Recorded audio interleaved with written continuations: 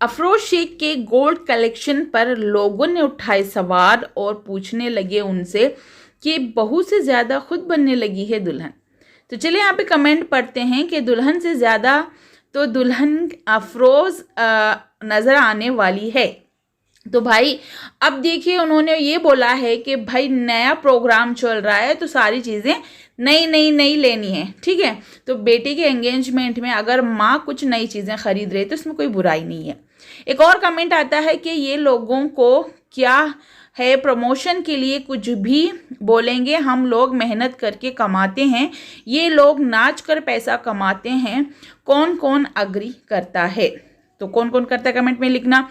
लगता है ये यही दुल्हन है भाई, इसकी तैयारी तो देखो, ब्राइड से ज़्यादा तो अफरोज एक्साइटेड लग रही है। निदा के लिए सब आर्टिफिशियल ली, सिल्वर ली और अपने लिए गोल्ड ली, ये क्या माजरा है। तो गाइज यहाँ पे ना लोगों को कन्फ्यूजन हो रही है कि अफरोज शेख ने जो सेट खरीदा हुआ है, जो भी गोल्ड इन्होंने खरीदा है, वो किसके लिए खरीदा है। तो यहाँ पे इन्होंने अपने वीडियो में बाकायदा अपने मुंह से बोला है कि ये मैं अपने लिए बनवा रही हूँ, यानी कि जो चीज़ें इन्होंने बनवाई है, ये भी जो कुछ भी आप देख रहे हो आपके स्क्रीन पे, ये उन्होंने अपने लिए बनवाई है, ठीक है। जो इनके राइट हैंड की तरफ आप देख पा रहे हो, जो भी हार है, नेकलेस है और इयररिंग्स है वगैरह, ठीक है। और बाकी उन्होंने रिंग भी बनवाई, यानी कि 4 चीज़ें इन्होंने अपने लिए वहाँ पे बनवाई है और उन्होंने बोला भी और उसको पहनकर देखकर दिखाकर लोगों को भी वहाँ पे दिखाया है। जो कि देखिए गोल्ड किसको पसंद नहीं और किसको अच्छा नहीं लगता लेना, सभी को पसंद आता है। तो कुछ अच्छे कमेंट भी है वो देख लेते हैं। सब कुछ बहुत प्यारा लगा लेकिन आप दुबली हो गई तो तुम उम्र ज़्यादा लग रही है, आप क्यों दुबली हो गई, पहले बहुत खूबसूरत लगती थी। हाँ, पहले गोलू मोलू सी क्यूट सी लगती थी जो सबको पसंद आती थी। आप लोग ब्रांड ज्वेलरी शॉप जैसे ज्वेलकास, कल्याण, तनिष्क, मलबार गोल्ड में क्यों नहीं खरीद। स्वर्णा पैलेस में मेकिंग चार्जेस ज़्यादा लेते हैं। मैं एक बार वीडियो देख के गई थी, ईयरिंग ली थी, उस वक्त मुझे नहीं समझ आया, सेकेंड टाइम कुछ ज़्यादा गोल्ड लेना था, मैं अपने रिलेटिव को लेके गई थी, उसने बोली मेकिंग ज़्यादा ले रहे हैं, दूसरी जगह बहुत अच्छा मिला कम मेकिंग में। तो देखिए यहाँ पे मैं आपको मेकिंग चार्जेस का ये बताऊंगी जो जहाँ तक मुझे समझ है, क्योंकि मैंने इस गोल्ड के फील्ड में काम कर चुकी हूँ। तो मैं इतना आप लोगों को बताऊंगी, जब भी आप लेने जाते हो ना, पहले तो उसका टच नोटिस करो। टच मतलब जो टच ये नहीं कि उसको छूना है ना, टचिंग जो उसको बोलते हैं, कि उसमें कितने % गोल्ड है, ठीक है। जो गोल्ड हार आपका बना है, नेकलेस बना है, रिंग बना है, उसके अंदर कितना % गोल्ड डाला गया है, कितना % जो है तांबा या केडम्स वगैरह होता है वो डाला गया है, ठीक है। और हॉलमार्क जो है ना वो देखा करें। हॉलमार्क 2 ही आइटम्स के आते हैं, एक आता है 18 कैरेट का और एक आता है 22 कैरेट का। 18 कैरेट आपको मिलता है 75 टच में, ठीक है। और 22 कैरेट आपको मिलेगा 916, ठीक है। तो इतने में आपको मिलेगा। तो 92% टच में वो मिलता है 916 का कैरेट का, और आपको उतने में ही मिलेगा जो 22 कैरेट का होता है। अगर आप 24 कैरेट का देखने को जा रहे हो तो वो पूरा 99% का रहता है, ठीक है। 99% का 100% जो होता है वो 24 कैरेट गोल्ड का रहता है, जिससे ज्वेलरी बनना मुश्किल ही नहीं नामुमकिन है।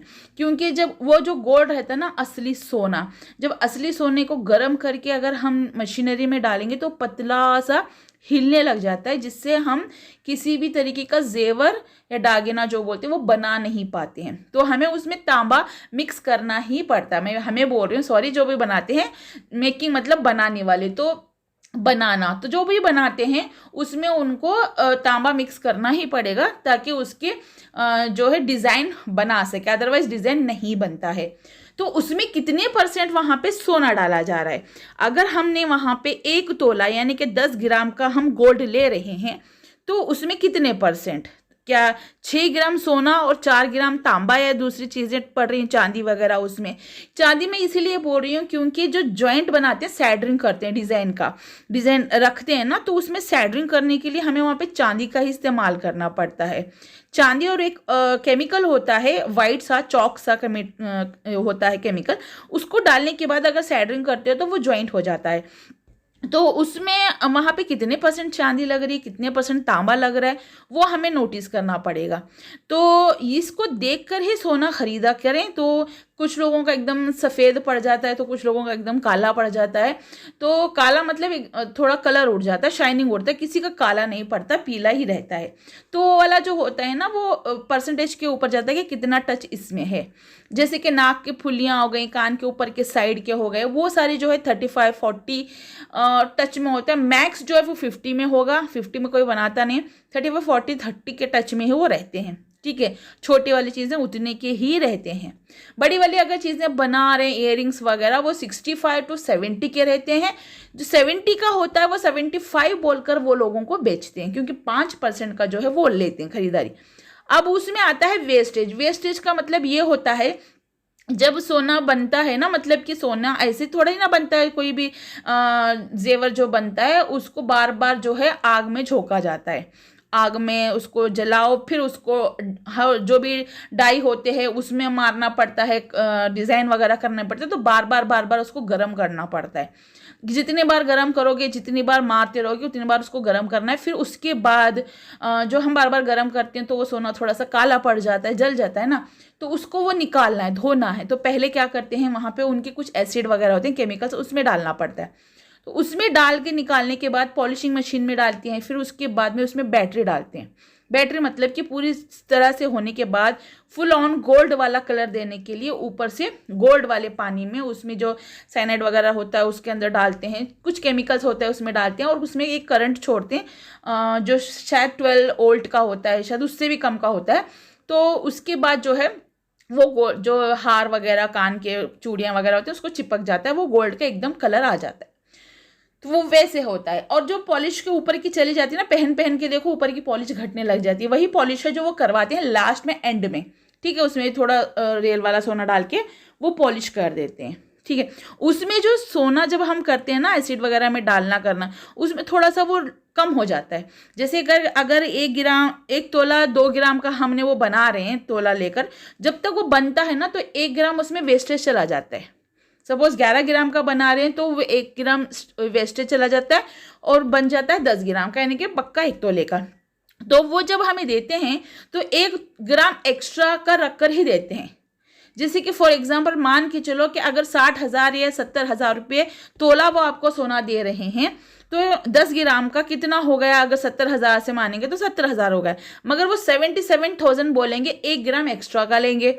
ठीक है, फिर उसके बाद में वो मेकिंग चार्जेस डालेंगे, जो कारीगर वहां पे बना रहा है उस कारीगरी की मजदूरी वहां पे लगाएंगे कि हाँ इतना है, तो वो आपको 70 की जगह 80,000 में पड़ेगा। ठीक है, फिर वो अपना बेनिफिट रखेंगे 5,000 या 10,000 जो भी उनका बेनिफिट रखना है, क्योंकि उनके काम वाले होते हैं। ठीक है, उनके लाइटिंग का वगैरह होता है, उनकी भी मेहनत लगती है ना, कि लेना देना जो भी होता है, तो उसके लिए वो अपना प्रॉफिट रखते हैं। इस वजह से ना, अगर आप जब भी सोना लेते हो तो टच देखना, क्योंकि 75 बोलकर 18 कैरेट बोलकर आपको 75 का टच नहीं देंगे, वो 70 टच का देंगे।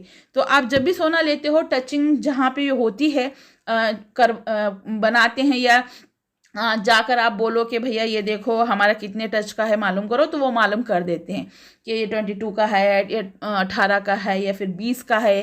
22 बोलकर 20 कैरेट का दे दिया, या फिर 18 कैरेट बोलकर 17 का दे दिया, इस तरीके का भी होता है। तो आप वो चेक कराइए, तभी आपको पता चलेगा कि सोना असली है या नकली है, या फिर कितने % नकली असली है। शायद आप लोगों को ये पता चल गया होगा, मुझे यहाँ पे कोई तफसील से बताना नहीं था, मगर फिर भी कुछ लोगों को कन्फ्यूजन था कि काला पड़ जाता है स्वर्ण में या फिर वहाँ पे। देखिए, वो उनके सोने पे डिपेंड करता है कि आप किस टाइप का सोना बनाना चाहते हो।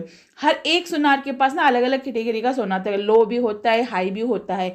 मगर कुछ ब्रांडेड दुकानें, जैसे यहाँ पे किसी ने लिखा था कि मलबार ज्वेलर्स, वहाँ पे एक ही टाइप का मिलेगा, वो 916 का है। ठीक है। तो गाइस आप लोगों को समझ आ गया होगा, तो मिलते हैं नेक्स्ट वीडियो में। वीडियो पसंद आई तो लाइक शेयर एंड सब्सक्राइब जरूर कीजिएगा। चैनल पे नए हो तो जरूर सब्सक्राइब करना, साथ में लगे बेल आइकन को प्रेस करना और अपनी राय कमेंट सेक्शन में ज़रूर बताना। अब मैं ये कह रही थी कि सबको अपना जीने का मौका मिल रहा है तो वो अपनी ख्वाहिश पूरी कर रही हैं, क्योंकि वो कमाती हैं, उनके नाम से चैनल चल रहे हैं, तो भैया हक उनका बनता है, ठीक है। तो फिर वो ले रही हैं, इसमें कोई दो राय नहीं है। बट हाँ, वो ऐसे दिखाना कि मैं ये ले रही हूँ और बहू के लिए वो ले रही हूँ, तो वहाँ पे कुछ लोगों को वो चीज़ खटकेगी, वो इनको सोचना चाहिए। और हाँ, जैसे कि आपने थंबनेल में देखा कि इनके बेटे को पहले से पता था, क्योंकि जब ये पहन रही थी ना, तो दुकान वाला जो अमित ज्वेलर है, तो वो कह रहा था कि ये ही खुद दुल्हन बनने वाली हैं। तो उनके बेटे ने बोला कि हाँ ये तो पता है, अब ऐसे ही कमेंट आने वाले हैं, लोग ऐसे ही बातें करेंगे, तो ये बोलना था। यानी कि आप लोगों को पहले से ही पता है कि लोग किस तरीके से कमेंट करेंगे किस चीज़ को दिखाने से, तो वो थोड़ी सी चीज़ें अवॉइड कर देंगे तो लोग शायद वैसे बातें नहीं बोलेंगे। बट इनको वो टेंशन नहीं कि लोग कुछ भी बोलें, ठीक है। तो चलिए guys, bye bye, take care.